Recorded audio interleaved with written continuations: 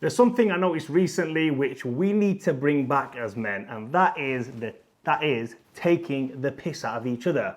When we are in a group setting, when there's a group of friends, we used to take the fucking piss out of each other every single day, all day, non-stop. That is what lad banter used to be around. We never called it that at the time. It was ragging, taking the piss out of each other. Borderline bullying is what I'm talking about. Now, I'm not condoning bullying. I'm not saying go out and fucking bully each other. That's not what I'm trying to get at here. But there needs to be some sort of element of camaraderie, something that makes men men. We can't be going around pussies. We can't be going around being so emotional and so frail that, oh, so-and-so said this about us, so-and-so said that, and our feelings fucking hurt. I made a video the other day, and I titled it on the video, Man Up. Someone brought something to my attention, that the only people that said man up is a phrase we should stop using, you guessed it, are women. The only people that said man up is offensive to use, you guessed it again, are women. No fucking guy in history ever, no guy ever has come out and said, or even thought, do you know what? You know, we shouldn't really be saying man up to each other because it's really bad. Because that makes us soft. That makes us unemotional. Good. That's exactly what we should be as men. Stoic, unemotional. Now, something happened to me recently, this week actually, on 2 separate occasions. It hasn't happened for fucking years. And I was around 2 younger gentlemen. The first instance, I'm not going to get into it too much. It was brought to my attention. I'd unintentionally, or should I say intentionally, said something offensive, or in fact, you know, in this instance, I didn't. And the other person was hurt about it. Oh, he was hurt about it. Like I give a fuck. I couldn't give less of a fuck, you know? That's on you, bro. If you're hurt about something, I'm going to say that's on you. The second one, I absolutely ragged the fuck out of this guy. It was in a gym setting, we were training, and if you're watching this, boy, you know exactly what I'm talking about. It was in a gym setting, and we were lifting weights, and he wanted to train, and I said, come on, get the fucking weight up. And he wasn't able to do it. Now, it's not that he wasn't able to do it because he wasn't strong enough, and I don't give a shit about that. If you fail, I don't care.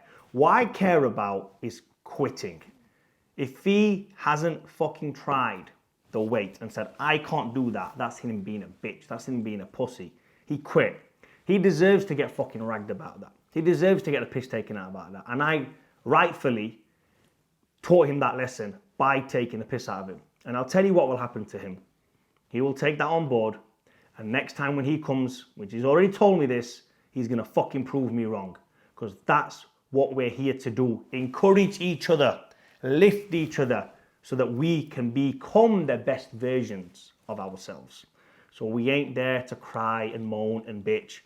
Leave that to you know who. It's not for us to fucking do. We need to be the pillar of strength.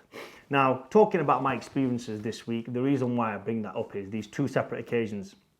When I was their age, when I was 21, 22, I started working the doors at the age of 18, actually, which, if you're not familiar with the job, it's a bouncer or a doorman or nightclub security, or whatever you want to call it, depending on where you are watching this video. And it was something that, you know, I wasn't a big guy. I'm still not a big guy, but I could handle myself, decent muscle on me, something I wanted to do. I always looked up to think, you know what, I'd love to fucking do that job. And when I eventually got the job, I got the call straight away. I was like, yeah, you're working tonight. I was like, oh, fuck, I'm working tonight. Let's go for it. And yeah, we used to fight every single day at work. Friday, Saturday night with punters, customers coming in and out. But when the fights weren't there and everything calmed down and it was just me with grown men, literally guys my age now, in their 40s, late 30s, some of them even in their 50s, and they used to stand round. And it could be the most littlest fucking thing. Why are you wearing those shoes? Why are your trousers so tight? Why is your jacket too long? Why is your hair too short? Why are your eyebrows fucking plucked? Any little thing they could pick at, they would used to rag the fucking piss out of me. Literally take the piss out of me. All day, all night, non-fucking stop. And then what that did to me was, it toughened me up. And I thought, you know what? I need to give it back. So when you're in a group setting, and let's say there's 7, 8 of you working, one guy takes the piss out of you, and everyone's laughing.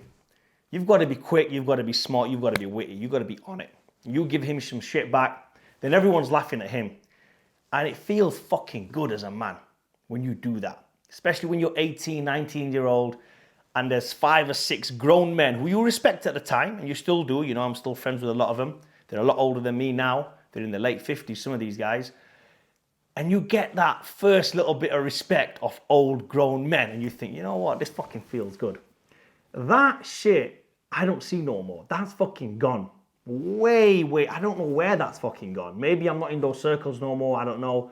But I do hang around with sometimes a lot younger guys, especially in the gym setting, and I take the piss out of them. I've kept that tradition to try and take the piss out of everybody I meet. Always, every fucking time with me, it's open fucking season. If you're on Instagram, Facebook, and you make a comment, it's open season, bro. I don't give a fuck. And one of the reasons, it's not because I'm a hateful person, or I got picked on, or I was bullied, no. Especially in the instance of my friend who I was talking about, he's a very young lad, and why I was taking the piss out of him, why I was ragging him, is because it was character building for him. And I mentioned it to him afterwards. I know I'm flip-flopping the story back and forwards here, but that's because I've got no structure, I never really have a structure. So I went home that day and thought to myself, this is the gym incident, was I a little too harsh on him? Fucking, that thought would have never crossed my mind 10, 15 years ago. Am I too harsh on somebody? Have I said words that are going to actually hurt somebody? I would never have thought about that 10, 15 years ago. Which tells me the world has gone soft. Because what's happened is more and more people come, oh, you shouldn't have said that. You shouldn't have said this. You shouldn't have said this. And the truth is, the guy I've said it to doesn't really give a fuck because he's getting strengthened by it. I don't give a fuck because I know exactly what I'm doing. I'm teaching him a lesson, exactly how I was taught and exactly how the lesson should be fucking taught. Imagine me working the doors, and when I was working the doors and some guys were taking the piss out of me while I was working the doors, and someone came up to me and said, are you all right? They didn't hurt your feelings, did they? I'd be like, nah, no. Well, yeah, you know what? Maybe it did hurt a little bit.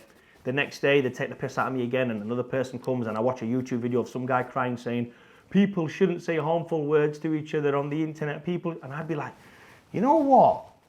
Yeah, that happens to me every day at work. Then somebody came and asked me again, Faddy, are you okay? Because they shouldn't have really said those words to you. They're very harsh, calling you racial slurs, and they were swearing at you, and they were saying this, and they were doing this. And even though they're my friends, they're my work colleagues, it was open game, you know. But if somebody kept in my ear continually saying that, eventually maybe someone as strong as me would have said, do you know what? You're fucking right. This is bang out of order. This is not right. Why are they poking fun at me? And I will guarantee you this, 15 years later, I wouldn't be sat here the same guy I am today. I'd be a fucking bitch. I'd be crying. I'd be soft as shit. How would I even bring my daughter up into this world? I had no fucking idea, to be honest with you. I would be fucking a mess because I would take every single thing to heart. If you go to my TikTok, it's comical. I don't know why TikTok's so fucking harsh. I get the piss taken out of me on there, get ragged on there on a daily fucking basis, on Facebook all the time. You fucking roidhead, you steadhead, you cunt, this, that. You should see my inbox. My skin is so fucking thick. I just give it back because to me, it's not real. It's all a little bit human. But if this had happened to anybody else, any lesser of a man, not a mere mortal, a mere mortal, they would be in bits. I can't believe people have said this to me. And we know people do things to themselves because they read comments on internet by people they don't know and they get upset and depressed about it. We know this is fact. 20 years ago, 15 years ago, this shit wouldn't fucking happen.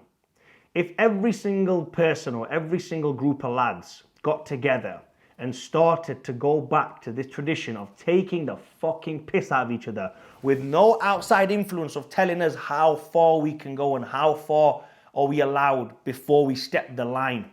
If there's no holds barred and we got back to being fucking men, I will guarantee you this, a lot more guys will be mentally more stable, mentally more on it. less people would be going to the fucking doctors. Prozac would be a thing of the fucking past. There wouldn't be no medication. There wouldn't be, crying on their girlfriends and on social media. Instead, they would be the pillar of strength for everybody else to cry on. There wouldn't be this soft fucking shit going on. Another thing as well, Joe Rogan shared something a couple of months ago, and it's I think it originates from, I don't know where it originates from, but the Hinduism symbol of the Nazi symbol, which is back to front. And it's, if I get this right, strong men create good times create weak men, and then weak men create bad times or hard times. And we are right in the middle of that right now, of the fucking weak men, the weak men who are about to create hard times. And if you look around, it's fucking really hard at the minute for most people. The majority of people are really struggling. So now what happens when it's hard times? We need fucking hard men. So this next few years, this next 3 years, 5 years, 6 years to 10 years, we need hard men. And where does hard men start? How do you become hard? Within your peer group, you need to start taking the piss out of each other, because that's what it's about. It builds, conditions you, gets you that fucking thick skin. If anything, I don't know what that job is like anymore, but if you are at that age, 18, 19, 20, 21, 22, maybe 23, go and find a job on the door somewhere where you are around other men and start taking the piss out of each other. Go on a holiday with you and your boys. Take the piss out of each other. Don't be fucking nice to each other.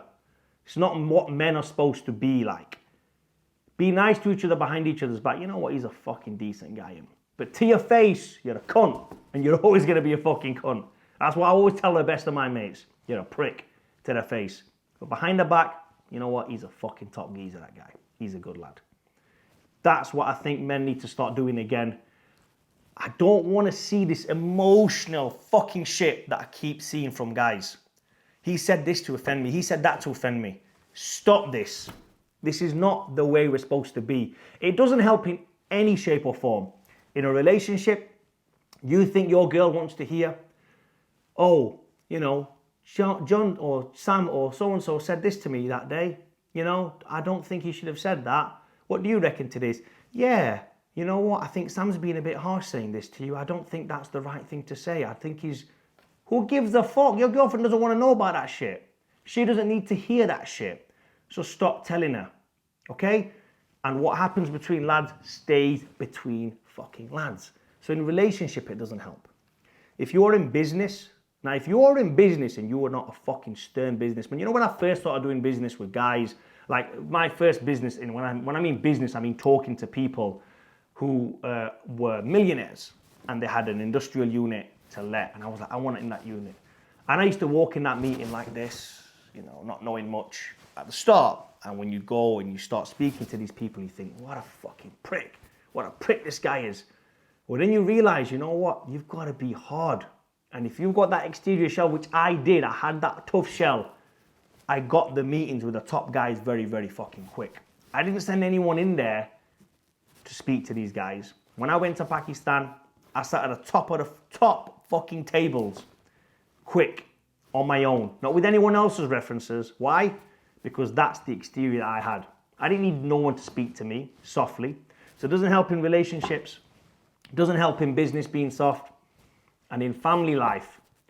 If you are soft and you are seen as a fucking soft little shit, when your kids grow up, do you think they're going to come to you to solve their problems?